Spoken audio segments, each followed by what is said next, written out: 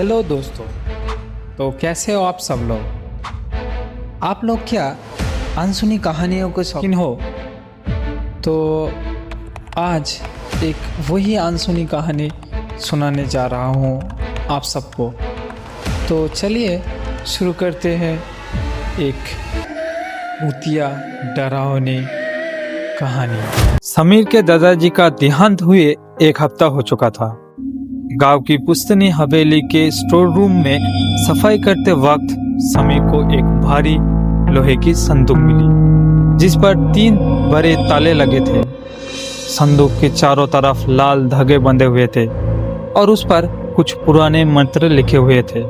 समीर ने सोचा कि शायद इसमें खानदानी जेवर या जमीन के कागजात होंगे।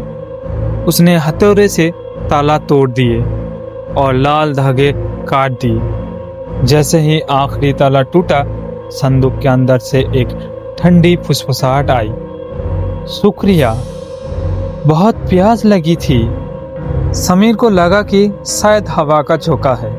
उसने संदूक खोली, पर अंदर कुछ नहीं था सिवाय एक पुराने मटमैले शीशे के और कुछ सूखी हुई हड्डियों के टुकड़े के।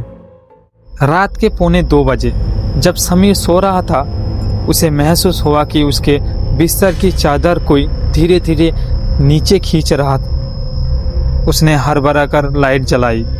कमरे में कोई नहीं था, लेकिन स्टोर रूम का दरवाज़ा, जिसे उसने खुद बंद किया था, अब पूरी तरह खुला हुआ था।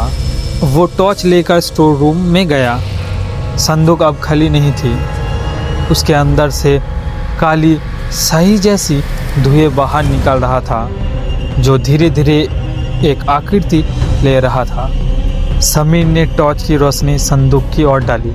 उसने देखा कि संदूक के अंदर रखे हुए पुराने शीशे में उसकी अपनी परछाई नहीं दिख रही थी। शीशे के अंदर एक बूढ़ी औरत बैठी थी, जिसके नाखून ज़रूरत से ज़्यादा लंबे थे और उसकी खाल जगह जगह से फटी हुई थी।